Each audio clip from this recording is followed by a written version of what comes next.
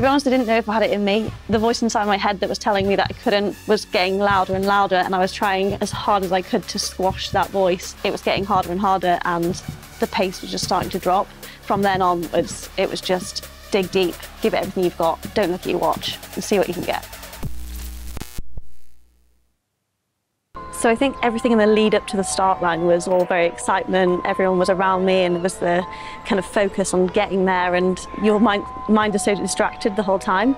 And then when it's that few minutes before you start, all the nerves came back, and I was kind of fighting back the tears, but I didn't want to cry in front of everyone. I felt so kind of jittery and excited, but so nervous at the same time, and I knew that it'd be over before I knew it.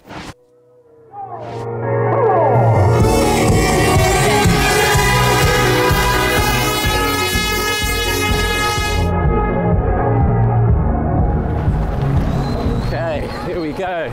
Okay, let's go. 10k PB incoming. My pacing strategy was to go out at a 3:45-minute kilometre pace, which to me was so scary. And I know always in the first kilometre I get so excited. There's all the adrenaline, you want to try and find your rhythm. I did go out a little bit too fast, but it was kind of on target, so about a 3:40-minute kilometre pace. It's the fastest I've ever started a race. The adrenaline. I was so lucky to have a guy called Taylor with me, and he was pacing me and squashing all those nerves, telling me I could do it, and basically getting me to the start without crying and to the end in one piece as well. First kilometre, 3:39. It was so fast, it went so quickly. I remember saying to Taylor, oh wow, a kilometre's gone through already. Like, how did that go by so fast? Aiming for 3:45 for at least 8k, I reckon, and then all out, I guess. I think my main goal for the 10k was to do something that was really out of my comfort zone. It's funny to think that I've done kind of ultras and marathons and loads of long distances, and everyone thinks, well, that's fine, then you can do a 10k, but to me a 10k is so different, and it was so much more speed work, so much more discipline.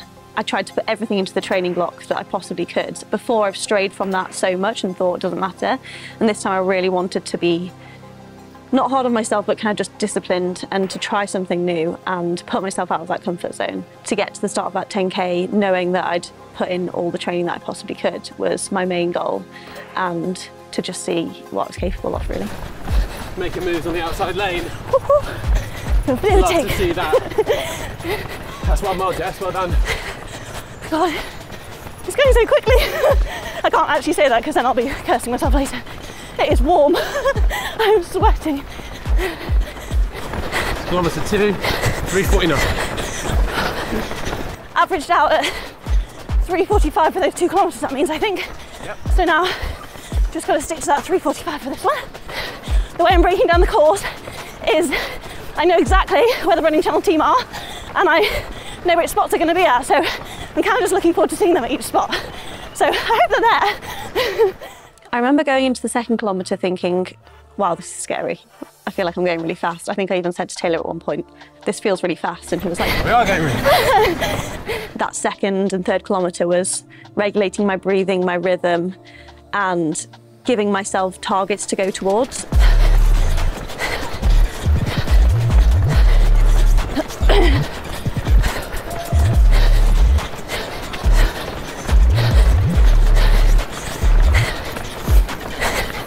Third kilometre, 3:47. I think my biggest learning from this training block is, it's going to sound really cheesy, but to probably have more faith in myself. That every time I told myself to go out and do a hard session, I would always think I couldn't do it. And every time I went out there and I got it done, and sometimes I didn't hit every pace target and it didn't go as hard as I wanted, but I still went out there and got that done. And I think just having the confidence to go out and do those was what gave me the confidence to get to the start line and to go and give it my all in a 10k, basically. Stay nice and calm, squash push feet, keep smiling. You're doing great. There have been so many incredible people who have helped me. So I was lucky enough to meet Sharon Lakidi and her coach, Stephen Haas. I also, from about 6 weeks in, got a coach myself, Andy Hobdell, which I felt incredible imposter syndrome that an Olympic coach could possibly have the time to coach me.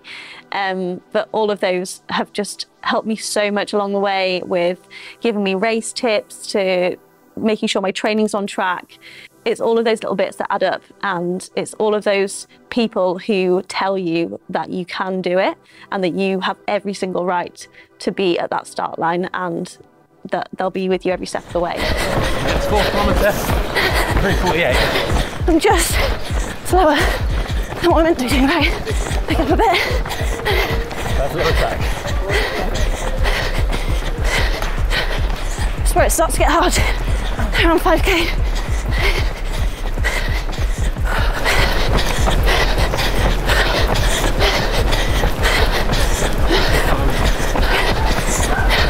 Breathing control. When I started getting towards the halfway mark, I thought it was going so fast, but that it felt like I was getting really tired already, and that's when I think self-doubt started coming back in, and I thought I'm not sure if I can hold this pace for much longer. My goal from the start of this was to beat my PB, but somewhere along the way I started putting more and more pressure on myself, and I somehow wanted to get sub 38. And at that moment I thought, well, I don't know if I can do that, so is there even any point in doing this? I kept reminding myself that it doesn't actually matter if you fail. You're going to fail loads of times, and you've got to fail to be able to succeed. And I kept telling myself something that Tito actually said to me before the start. He said, promise me that when you're out there, you will remember that you can do it. And instead of beating yourself up and telling yourself that you can't, tell yourself that you can. That made me so emotional, but I kept thinking that. I kept thinking, tell yourself nice things and get yourself to the end.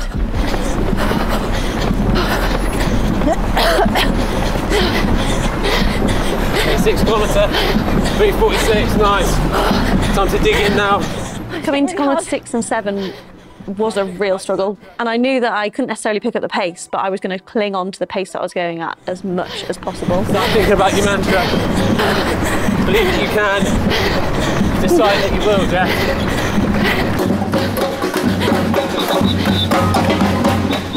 I had done all of my training up to this point in Under Armour kit, and for race day I chose my whole outfit based on what I thought I would feel the speediest in. So I chose a race vest and shorts that I felt would make me feel confident and ready to go out there and maybe even feel a little bit like a pro. And of course I was wearing the Under Armour Infinite Elites, which we are doing a giveaway for, so if you let us know in the comments what you're going to use these for, we're going to choose a lucky winner to get a pair for yourself. Okay, kilometre 7, 3:51. Oh no. Flattened out a bit. It's the same effort. Last 3 to go. I don't feel great. Go on, Jess. This is where all the negative thoughts come in. Got to think positively. I knew that there were so many times I could have just given up, and I think there was a part way through my training block where I thought, I don't want to do it. It's too much hard work. I've already failed at this point. And I think I was really proud of myself for picking myself up at that point and thinking, no, actually, you've not lost everything. You have got so much time to train. It doesn't matter what's happened up until this point, just go for it now. So I think I was so proud then that everything could have gone completely different. I could have just decided not to even get to the start line. So I was proud of myself for getting there, and I was proud of myself for all the training I'd put in, and that when I could have stopped, when I could have told myself I couldn't do it, that I did it anyway, and I went out there and left nothing behind.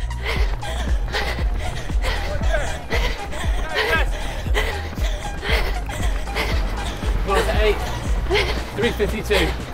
2k to go. Just get some fake smiles. It does make you feel better. Okay, Jess, keep pushing. Hello, Jess. Kilometre 9, 3:54. Let's go. I've got nothing. Come on. How bad do you want it, Jess? How bad do you want it? I just was giving it everything I had already, so all I kept telling myself was just focus on one step at a time. I think at that point is when the panic can set in and you can start getting out of control. So everything was focusing on don't hyperventilate, get to the end. Come on, Jess. Stay with it. Last 500. Okay, Jess, one lap in the track. Good on. Empty space.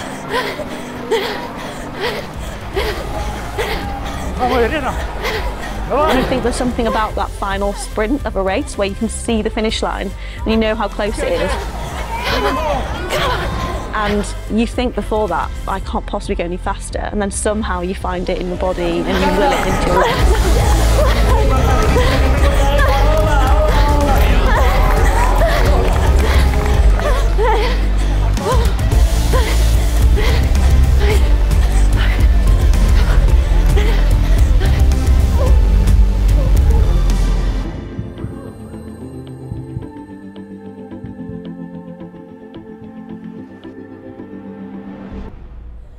I've trained for this for so long and so hard, and whatever I got today, I knew I'd be so proud of how far I'd come. So now I just need to be happy with what I've got and relax. I've done it. My watch says I got 38 minutes and 31 seconds, which is a 30-second PB for me and a minute and a half off my time trial time. So yeah, I'm shocked. I can't believe it.